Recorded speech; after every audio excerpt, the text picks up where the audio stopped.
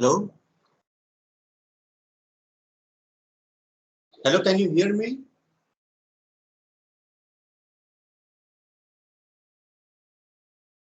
Hello? Yes, sir. Okay, that's fine.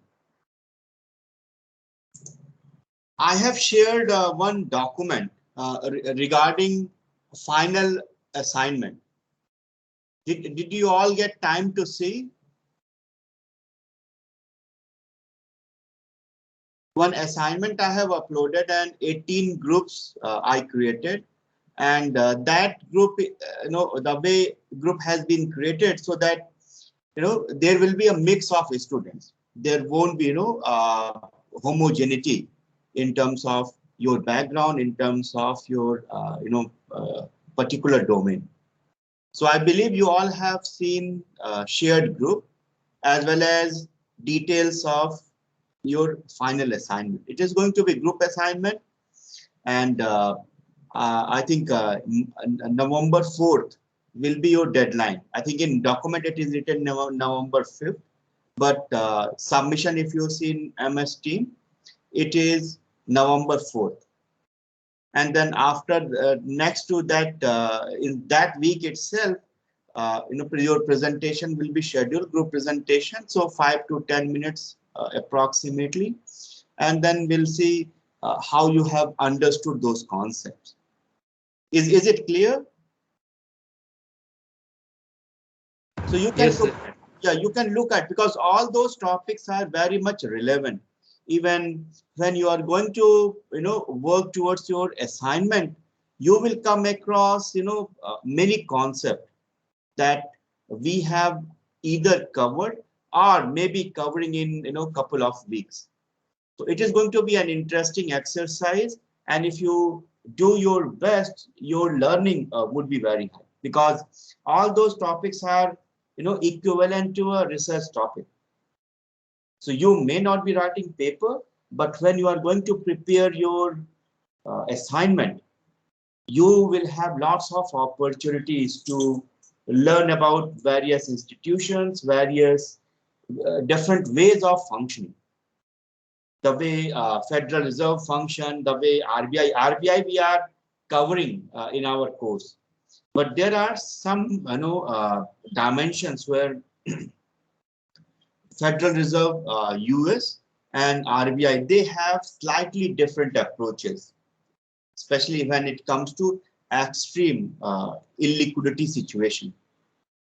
So those are going to be, interesting discussions. So I believe when you all are going to work towards your final assignment, all those new things we will be bringing into the class. Because if I start discussing, then you may not find it interesting. But when you have a case means a kind of situation, and you pick that situation and see how particular central bank in Japan or in US or in UK, they have tried to minimize the adverse impact.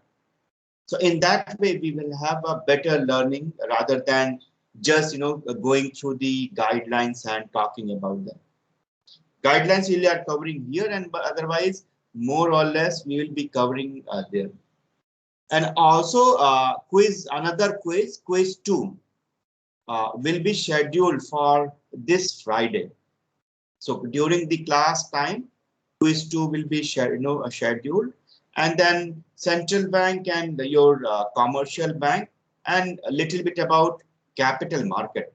Capital market we will try to cover today itself. So those three are going to be your topics for quiz 2 for this Friday. Today is 6th.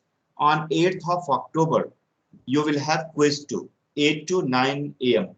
our regular session time.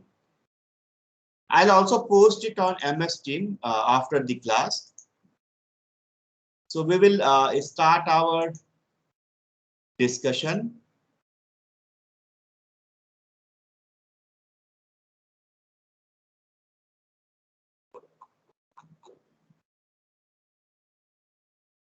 So last week, can you all see my screen? Yes, sir. Okay.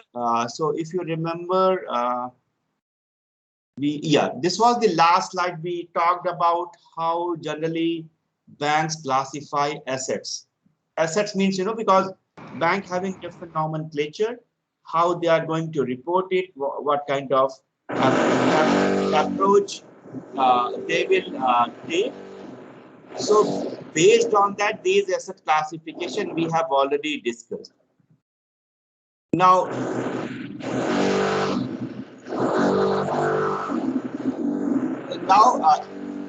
actually some repair work is going on next to my office, so that's why there may be some disturbances in between. Now, whenever we talk about banks, definitely you will come across about Basel norm. So what is basically Basel norm is? Basically, Basel norm is a kind of measure or kind of, we call it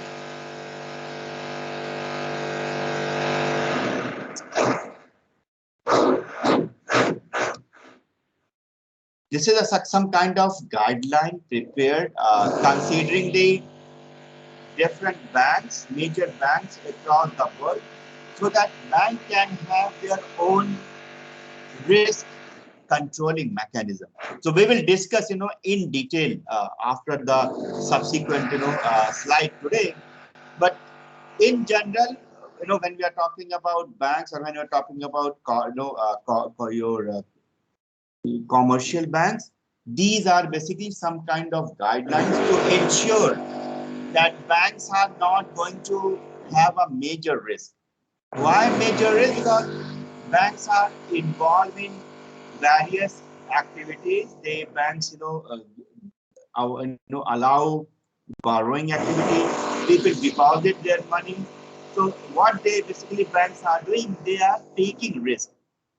Taking risk when they are allowing borrowers to take money on a longer term, and also, yeah, can you hear me properly? Hello. No, sir. Sir, there is a Yeah. disturbance from your end. Wait, I'm not able to hear you. Yes, noise is coming. Hello. Yes, Yes, sir. sir. The Yes, sir. noise is much more, sir. The noise is higher. Noise is hard. So let me take out a headphone. I think that would be better. Just give me a minute.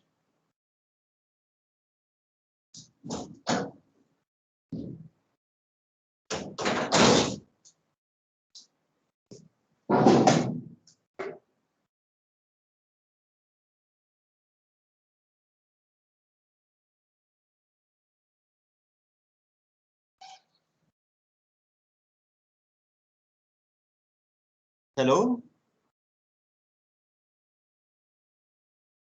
Hello. Can you hear me? Yes, sir. Now it's fine, sir. Okay. So actually, Basel norm, most of you must have heard, or read in newspaper that India is following Basel 1, Basel 2, or Basel 3.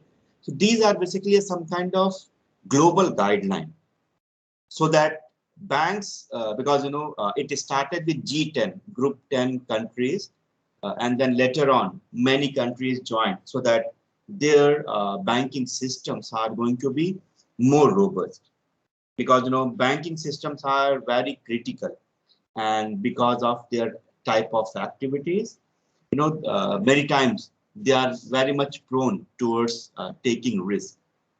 And especially when we talk about, so basically these are the terms, and then once we complete our discussion on commercial bank, we will focus on Basel norm itself. So just for initial discussion or initial terms, we will discuss these terms, and then later on we will discuss in detail. And especially whenever talk about various tier 1 and tier 2 capital, or tier 2 money about the bank here, if you see.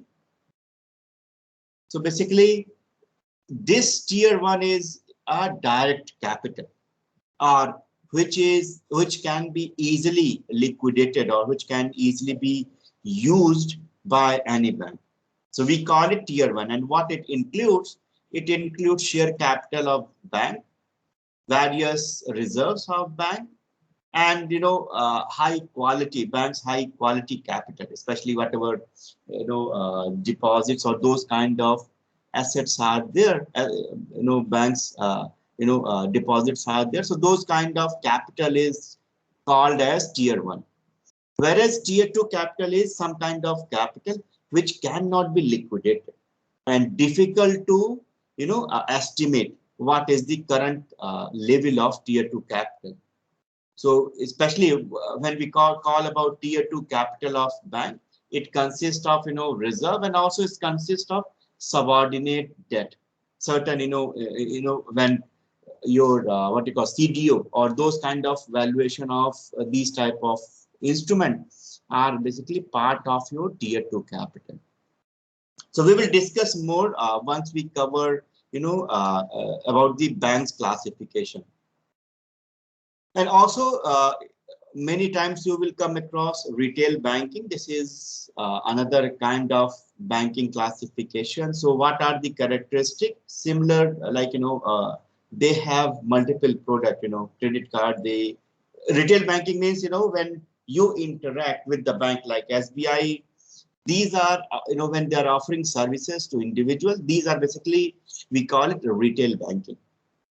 So you know what kind of services you get when you have an account, what kind of other benefits, and type of customer, individual or customers like you and me, small businesses, and also these banks provide services to corporates. So normal bank you can think of with that, you or me having a bank account. So all those type of services that we see is basically part of retail banking. And you can easily understand that retail banking is going to be backbone, because when we interact or when we do any kind of transaction, it goes through retail bank first. Whenever you take any kind of purchase, or when you make any kind of payment, it goes to your bank through certain central bank guidelines. All the transactions are settled. Means if you are sending money, matching the IFSC code and bank account, it is going to be settled. So that's why when we look at the main drivers of retail banking, it is it's very critical for any economy. So for economic prosperity, and then increasing the purchasing power, your retail banking is important. And it is technological innovations are we are seeing that there are lots of technological innovation. 5 or 7 years down the line, if you see, online transactions were not there, but now you have various modes. You have IMPS, you have NEFT, you have other type of options. And even if you look at 5 or 10 years down the line, what kind of banking services were there, especially retail banking I'm talking about, those were drastically changed, because all banks are competing with each other, and unless we involve technologies, it is not going to be sustainable. Even in if any one of you had done any kind of transaction, let's say 10 years back, even if you are using internet banking, the security features were not that much strong. And now if you are using, you will get OTP, and then even when you are making payment, again you will have that system will ask to put security code that you will receive apart from your login OTP. So those kind of technological innovation we see in retail banking. And also if you look at the retail loans, they have also put less burden on the bank. Especially many times you will see that banks are banks NPAs are huge because of big corporate loans rather than individual loans. Hardly you will find, if you go and look at out of 100% of NPA at any given point of time, what is the proportion of retail borrower or retail customer? You will hardly find 10 to 15%. 80 to 85% are big corporations. They have taken loan and they are not able to pay back on time to their banks. And further, we have other classification of banks. We can call it international bank, and within international banks, based on their type of services they offer, we can classify into these categories: correspondent bank, representative office, subsidiary, affiliates, foreign branches of local bank, and offshore bank center. Especially when we talk about correspondent bank, basically correspondent banks for one, let's say Tata subsidiary is there in US, and they have transaction in India with SBI, and SBI also having one office in US. So what will happen? So all that, here they have one correspondent bank, and in US they have. So through that, all those transactions are going to take place. So in that, it means parent bank is same, but they have subsidiary, or they have another, you can call unit or branch that can provide services. And many times, bank may not exist. Let's say there could be an international bank which may not exist in India, but they have some representative office. They may be doing their transaction through other entity. So those kind of banks are called representative offices. Subsidiary, like if you take example of SBI or central bank, you will find they have branches across the world. Basically, these branches are nothing but subsidiary offices. Same way, foreign branch, like Bank of America, if they have any branch here, so it will be a part of subsidiary, as well as it will function like ordinary bank. An offshore bank means bank that does not have any dedicated office, but they provide banking services through other locations. Means they will have some some setup within the country, but it is an alternative setup. So we call it offshore banking.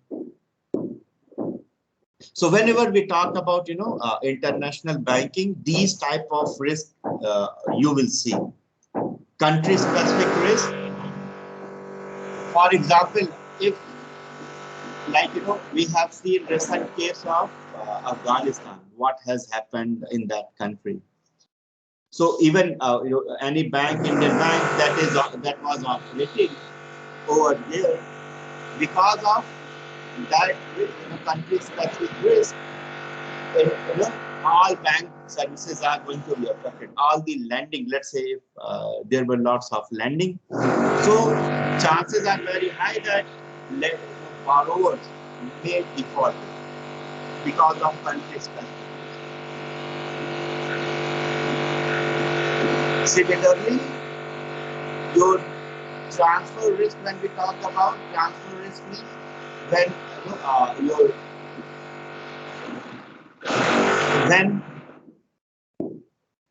when we talk about transfer risk is risk when your bank is forced to change the location, and it happens in many cases. Or certain guidelines got changed, and because of that, bank is not able to provide services. Bank is not able to provide you required services. Another type of risk is credit risk. Credit risk is basically related to credit functionality of the bank. Credit means bank generally offers loan loan to individual, loan to corporates, and if these people or borrowers they default, they create a pressure on the bank, and that pressure is creating because these people, these borrowers, are going to default for those credit they have taken. So that kind of credit risk is are always there, whether it is international bank or it is a domestic bank. And another risk is currency risk, especially you can think of if a bank is involved, with various importer and exporter, and because these banks are located globally, so chances are very likely that if let's say in US dollar, let's say 20,000 US dollars someone has deposited in SBI subsidiary in US, and at that time whatever money is there, they want to transfer to India, and in between currency depreciated. So in that case, there will be a risk which will create a pressure on the bank. So those risks we can term as currency risk, and it is you can easily relate that whenever any bank is offering these kind of services across the country, these risks will be there. It cannot be avoided. And these are the certain statistics from RBI. You can see over the recent data I couldn't get it. So you can see commercial banks has gone up,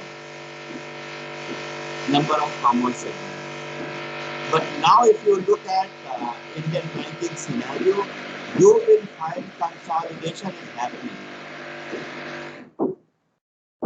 Consolidation is happening means banks are getting merged, especially your public sector banks, and they are trying to get get bigger so that they can provide quality services to their corporate and retail clients.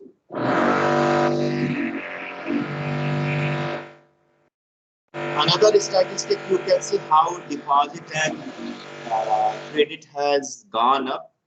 So it all are in billions INR. So 44,928 billion to it went to around 80,000 billion. So same. So this is the deposit in case of deposit, and when you look at the similar variable in terms of credit, how much loan is provided by the commercial banks, you can see that in year from 2010 to 2014, growth is higher than your deposit. So there are other facts like cash deposit ratio. This is the how much cash company your bank is maintaining with respect to total term deposit liability. So it has gone down, and similarly credit deposit ratio, you can see it is almost same. The reason why banks are maintaining because of certain guidelines the bank has to follow, and that guidelines, if you remember, it is related to SLR and CRR. These are the guidelines, and because of that, banks cannot exceed your credit deposit ratio beyond certain level. And that we have we have also taken example and discussed in one of the previous session.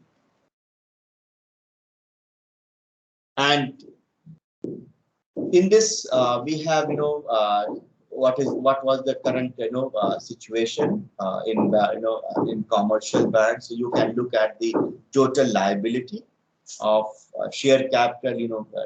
Liability includes share capital, reserve and surplus, deposits, borrowing, and other liability.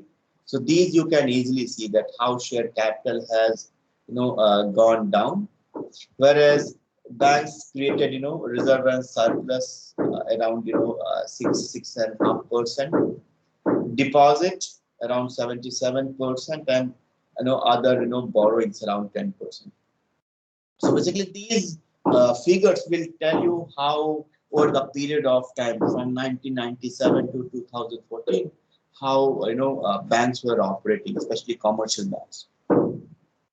And this is long run trend. You can see from deposit, your current deposit from 50 to 8.83, and here saving deposit trends are changed. Current means when we talk about current account, this is in saving account, and this is your fixed what you call long-term deposit, like 5-year, 10-year fixed deposit. So this is about fixed deposit.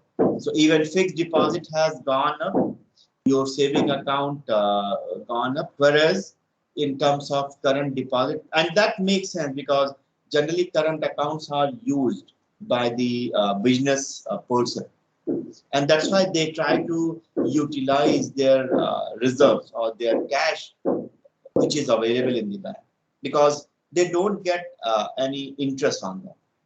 So interest income, it means if money is is with the bank, they don't get any benefit. So that may be one of the reasons why from 50% to it came down to 8.83%. Means logically you can relate these numbers.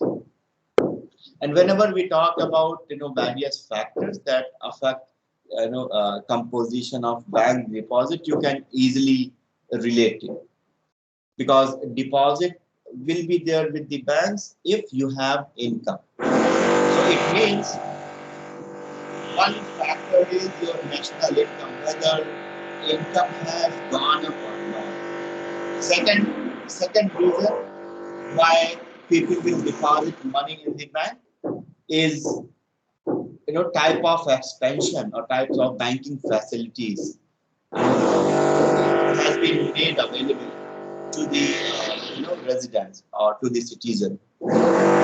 Increase in banking habit. If people are, if everyone having a good experience with the banks, and they do prefer to transact through banks, of course, they will keep money as a deposit with the banks. Various interest rates. Remember, interest rate will decide whether deposit will be high or deposit would be low. And when we talk about interest rate, we talk about interest rate and your real rate, because interest rate will include your real rate plus inflation plus delta based on your premium that you expect money deposit. So you are going to compare whether your real interest rate is positive or negative. If it is negative, of course, there won't be any incentive to keep your money with the banks. Increase in deficit financing, increase in bank credit. If bank credit is increasing, of course, it will have bearing impact on bank deposit. Inflow of deposit from NRI, that will also decide, because if inflow is more, probably bank may not want to keep interest rate high. It will reduce so that there will be less inflow or less deposit coming from the domestic your customers. And also growth of substitute. Substitute, when we are talking about, basically we are talking about instruments. For example, if we look at bank deposit versus other investment, is you have SIP, you have mutual funds, you have equity market or buying sharing, you have buying sharing bond. So you have a number of various options. So if more options are available, it will definitely impact the deposits in the banks. And here you can see, how assets and various investment have changed. Earlier we have seen in terms of liability, and this is in terms of total assets. So you can see, variation. And this is investment by the scheduled bank, because there is a cap of maximum of 10%. Earlier it was 10%. Recent guideline, I'm not sure. So it was 10%. It means banks cannot park or cannot invest more than 10% in securities which are not part of your SLR or CRR. Basically, these, because SLR and CRR, these are the RBI guidelines. So every bank has to put required amount in these securities. But apart from those, whatever other securities are there, bank cannot have more than 10% of investment, like in equity market, in other securities. And that's why you can see, if you look at investment side, you won't find very high number. This is about the outside India. Even within India, if you look at, you won't find numbers very large. And type of bank credit, so cash credit, overdraft facilities, demand loans. These are basically various type of credit facilities are provided. Like overdraft facilities are provided to those having current account. Also corporates, they also use it. Cash credit is also given, also a kind of credit offered. Demand loan, when you go and take your personal loan for short term or for other short term loans, so those will be called as demand loan. Term loan, when you go and take long term loan. So basically, and then your your import and export bill purchase, so their banks are involved. Your packaging credit, many times banks offer special services, or they allow a special credit facility. So if you put all these together, so these this table will show you what kind of growth has been witnessed in India. And this is interesting, your slide that talks about NPA, non-performing assets in Indian commercial bank. And here you see, even you can relate when we are going to talk about Basel norm. So basically in India, Basel I was opted in 1999. Remember. So why I'm putting this, so that you can relate situation over the period of time. And your Basel II was subsequently considered or adopted. Basel III is still it is being deferred because of pandemic and various reasons.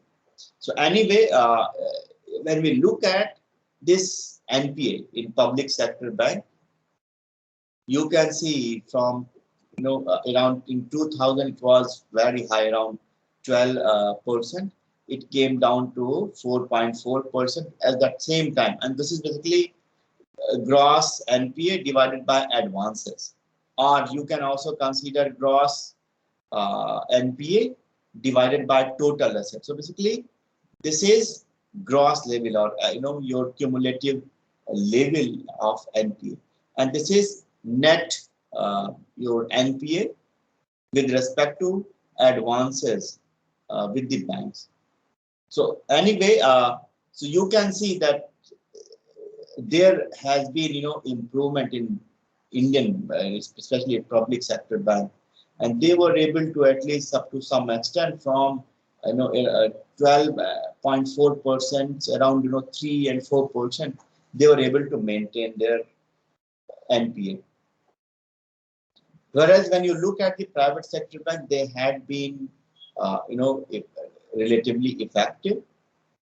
So their NPA with respect to advance or with respect to total asset is less than 2%. So that shows how these banks operate. And for public sector bank, because there are certain priority sector, means sector where bank has to give loans or provide credit facility. That's why it would be very it would be very difficult to exactly compare your private sector bank versus public sector bank, because your social welfare is more when we talk about public sector bank, because they are responsible for inclusive growth, whereas private sector bank, their focus is more on corporate sector. They provide more services for making profit so that they can sustain in longer run. And that's why these kind of differences you will have. It means whenever you are going to do some kind of analysis, you think about whether it is public sector bank or private sector bank, because their roles, their prime goals are different. We cannot compare it neck to neck. So here you have additional details you can look at about the different loan asset for commercial bank, and then you have public sector bank. You can easily compare it, and here you can look at asset classification. If you remember one slide we had where we talk about the standard asset, then substandard asset, doubtful asset. So all these asset classification we have talked about, and you can see what kind of scenario was there in scheduled commercial bank and public sector banks. And also you have private and foreign banks. So this kind of figures, these kind of tables will help you to compare functionality and their core objective or goals of these banks. And various performance measure, if you remember, we have talked about return on asset, return on equity, net interest margin. So these proxies we have already discussed, and this is spread between lending and borrowing. So these you can see that your return on asset has came down, but we cannot make any inference, direct inference. The reason is very clear, because now if you go and look at what kind of assets banks are maintaining. So their asset class is changing over the period of time, and that's why looking at only ROA, we cannot conclude that banks are not performing well, right? Net interest margin, how much they have earning to serve their interest requirement. So this has gone. So if you just compare this versus this, because both are going to give you different direction. So that's why when you are going to take it, this forward for making any kind of conclusion or making some kind of inference, you need to think about what exactly these numbers are capturing. Similarly, return on equity, profit divided by outstanding equity shares. So it has, around 10%. So of course, when you compare 16% to here around 11%, it has gone down. But you will have to look at in relative term. What was the market scenario in 2007-8? What was the scenario here in 2013 to 14? So unless you compare these performance with the macro situation or other conditions, it would be very difficult to decide the performance of different firms. And this is capital adequacy ratio. Capital adequacy ratio is how much capital bank has to maintain so that bank may not face any problem, liquidity problem basically. So these are, you can see that in 1999, 2000, it was 11%, and it has gone to 13%. And remember, from Basel 1 came here, means India has adopted. And if I'm not wrong, Basel 3 was adopted somewhere here in 2008 or so.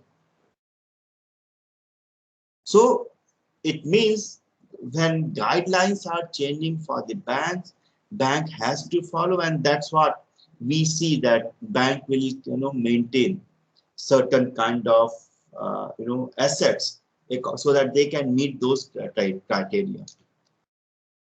And here you can also look at these slides, so it can tell you how your saving deposits in Indian bank, foreign bank gone changed over the period of time. So it is good almost 1982 to 2020. So you have almost 40 years of information. So you can easily see and compare how Indian sector has performed. So why I have split it here, because one Basel norm was Basel 1 came was adopted in 1999. So that from here to here, when you compare these numbers, when you are going to compare, you will be able to see what was the impact of new banking norms or new guidelines. And when we talk about corporative retail banking, we already talked about. Now another bank, we call it cooperative bank. By name itself, it suggests their requirements are different. Basically, these banks started operating because in India there were inadequate credit facilities, especially for agriculture and small sector, where those sectors were requiring some kind of support. So for that, cooperative banks were started, and they started as cooperative banks under the Cooperative Societies Act. It was introduced, and then they started operating from 1965 onwards. So there was change in the bank law, and this amendment was made. And the idea was to provide, especially this sector, agriculture sector and marginalized sector, where short-term capitals are required, to provide a short-term credit, as well as long-term institutional credit. Institutional credit means when we talk about big like SME, small and medium scale enterprises. So to support them, initially it was the design that these societies will help these retail individuals and institutions, and then later on their operation got expanded. So as per if you look at 2018, this is what cooperative structure looks like. We can classify into urban and rural sector. And when we talk about urban, we can classify them into scheduled rural cooperative societies and your scheduled non-scheduled. So right now, 50 in 2018, 17, 18, around 50 scheduled banks were there, and around 1,500, more than 1,500 non-scheduled banks. And in scheduled, multi-state presence and single-state presence, we can further classify. But main goal or main reach of cooperative banks were through the rural societies, rural cooperative banks, and they're based on short-term and long-term credit facility. So they can be classified into two categories: state cooperative rural development banks So here you can see full name I have given, and these are basically primary cooperative rural development banks. So this is a state, and this is your primary, means at local level these banks will be available. So at their objective, these banks are going to, these cooperative banks will try to help entrepreneur or companies, and they provide long-term financial support or credit facility to those enterprises, whereas these will try to provide margin agriculture retail investor. And these, in parentheses, these are the numbers you can see across so around 93,444 cooperative societies, rural cooperative societies were there who were involved in short-term credit facility. So easily you can relate that initially these banks had a vision not to be a bank to create profit, means no profit, no loss kind of function. And cooperative societies were created with the spirit of cooperation, means people will come forward, they will in US there is another term we call it credit union. Credit union. So that when you are going to read about read any other textbook, so cooperative societies or cooperative banks are similar to credit union. And their specialization will be a narrow degree of product differentiation, because especially like in agriculture, if farmers are producing more or less same kind of product, of course there may be some differences, like within wheat variety may be different, but in terms of broad products differentiation, if you look at it, is not major. And also their business is majorly concentrated in rural and agriculture segment, because India is still you will look at most of the business job opportunities, or people are still working in agriculture sector. And to provide them adequate liquidity credit facility, these cooperative societies were started. Even if you look at Amul model, Amul Cooperative Society in Gujarat, because those farmers, those milk producer, they were looking for various a credit facility, and it was not there. And then after that this facility was introduced, and then people, those who were requiring short-term credit facility through these cooperative banks, it became easier. Why? Because norms were not so much stringent, especially when you go for personal loan. Probably the requirement, your fulfilling details or fulfilling requirement may not allow banks to give you loan. It means these cooperative banks will be able to help to those retail or those customer under those circumstances. And of course, because these banks do operate in India under the RBI, so they have to follow similar type of CRR and liquidity arrangement. But these are not stringent as it is for commercial and public banks. Both scheduled and non-scheduled category can exist in all cooperative banks we have seen. And three-tier linkages are there, means your state, your similar to your commercial bank, then state and at primary level, means it could be local level, it could be your what you call your in urban level. When we call urban, means it could be municipal level, or when we talk about village, it is at village level. So basically they provide basically financial intermediary kind of services, and they involve in short-term and long-term credit facility. They provide facility to a retailer, they provide facility to a small entrepreneur,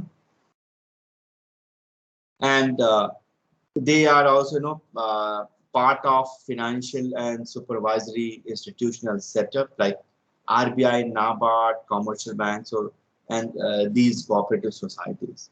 So basically, these societies are created to provide the credit facility in rural sector, and then it went to urban sector as well, because the people in urban area, those who are living in urban, may not have also credit facility from the commercial bank.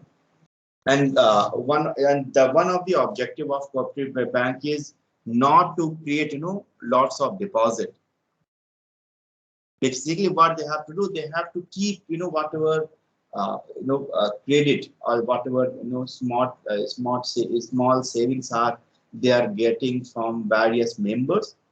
They should use, or these banks should mobilize those funds to invest or to provide some kind of credit facility to their customer or some kind of a small institution. And you can see because these banks are banks, but they are parallel banking mechanism. So they have a low and weak quality of loan asset, because they are not into real banking like commercial bank. They will have deposit, and deposit they use for various facility. And also these cooperative banks are very much controlled by officials, and also because of various government intervention or political intervention, these banks cannot operate freely, especially set up like India. And also these societies are either governed by or depend on state government or other central government, and that's why their functionality gets affected. And of course you may not find good number of members, because in cooperative bank, unless you have good numbers, so this is your cooperative bank and you will have various members, M1 to MN, and these members provide some kind of support, some kind of they save and then create a pool of money, and that money is finally given to someone who is the looking for, so borrower. So big money is given to him basically, but this person will be part of, generally you will find, is connected with these cooperative banks. So this is, you can think of, people are saving a small amount, giving to one kind of society or a union, and that union is taking decision or giving credit facility based on requirement. So you can think of type of issues these banks will have. And also because of nature of these banks, cooperative societies are facing problem in terms of regulation and supervision by the RBI. And also when we look at competition, because now most of the banks, more or less, whether they want or they don't want, they are competing with each other. Even one cooperative society is competing with commercial bank, because they, unless they have good resources, or resource means in terms of good deposit or good capital available with these banks, they cannot provide credit facility. So that's why these are the basically challenges you will find. And so these are the reforms. So anyway, if you want, you can go into and look at all these detail. But there were various reforms related to microfinancing to small sector and medium sector. Self-help groups were created by the government so that they can strengthen cooperative society. They can create more members, provide awareness, so that if more members are involved, they do contribute towards the cooperative society. Big pool of money can be created, and that can be given to the person who is looking some kind of credit facility. And various capacity building of mutual fund institutions, they are also helping. So means there are various activities are going on to support and to ensure that cooperative banks are able to sustain and they are able to achieve their targeted goal. And here you can see certain figures, so you can compare about the numbers and type of fund these banks had over the period of time and type of borrowings. And here if you see their deposit and borrowing, you will find these banks most of the time keep less capital with them. It means most of the money that resource are created are basically given to individual or institution for as a credit so that it can be utilized. So here so what we will do, we will stop. So here additional slides are there. You can refer to that for more understanding how various functionalities of cooperative banks were there in past. And Basel's norm we will discuss tomorrow, because this is something which is more relevant for us. So so this we will discuss Basel norm. We will start tomorrow's discussion. We will start with Basel norm. And if you have any other question, we can take it. Yeah, any question? So basically, Can you repeat the syllabus of the quiz again? So in terms of syllabus, we have covered central bank. Central bank we have covered. We will be also covering cooperative bank, basically cooperative and retail banking. And then tomorrow after Basel norm, we will also complete this capital market. Capital market basically. Yeah. Sir, like yesterday you notified us about the group assignment that you have given us for the semester. Sir, like what will be the mode of submission for the assignment? Like, do we have to email it to you, or like will you create an assignment? I have created. You check. I have created. It will be submitted through MS Team. You can see in MS Team. Are you able to see your due date? Oh, wait a second, sir. Okay, now I see it. Actually, at the moment it was not created. Okay, I can see it now. Yes, yes. So there you will be able to, let's say, each group, their document, their Excel sheet. Let's say some data you have used. You can zip file or as individual file you will be able to upload. And then after 4th of November in your PDF file, I believe it is written 5th of November. But in MS Team, if you see, deadline is 4th of November. You all are going to submit, and the objective of this is RBI and about Indian context. Most of these things we are covering, but we cannot cover all the countries, and that's why the way, if you look at projects or these assignments I have given, these assignments when you all are going to do, you will learn more things. And when you are going to present a quick presentation when each group is going to give during the after 4th of November, we will be able to learn more about what is going on internationally. Because as I said, this is a particular course which is like ocean, and in the ocean we cannot take everything, but we try our level best to know as much as possible. Yes, sir. And sir, one more thing, I wanted to make a request, like from next test onwards, like sir, can you switch the platform from Moodle to like Google Forms or Microsoft Forms?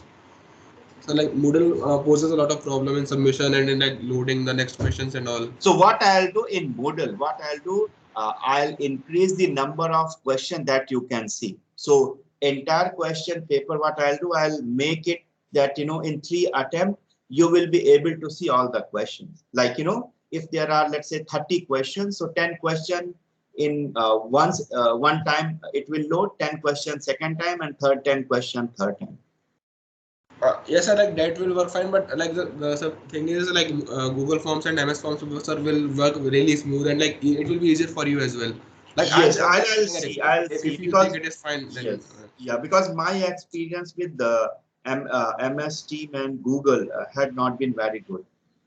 So that's why, because this is IIT platform and it is managed by IIT, so it becomes easier for me to, because everything is recorded properly. Okay, sir.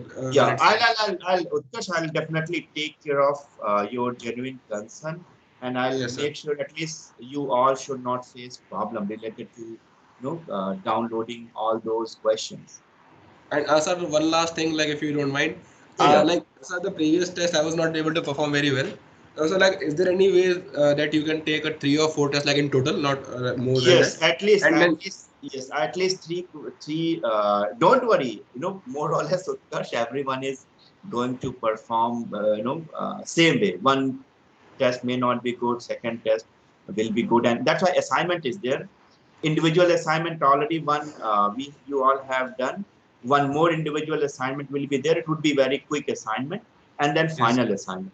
So I have tried my level best to at least split all evaluation in various components, so that one component may not be too much heavy, that may affect your grade. okay, sir. Like Yeah, yeah. it's In very long run, like in long run, I think you will see that because of one wrong day, bad day, it is not going to impact your grades heavily. thank you very much, sir. Like it's Yeah, very yeah. reassuring. Thank you very much, sir. Okay, thank you. So we will meet tomorrow, and on Friday you will have test. I'll also put a notification on MS Teams as well. Yeah, Okay, thank sure, you. sir. Thank you, sir. Yeah, thank you.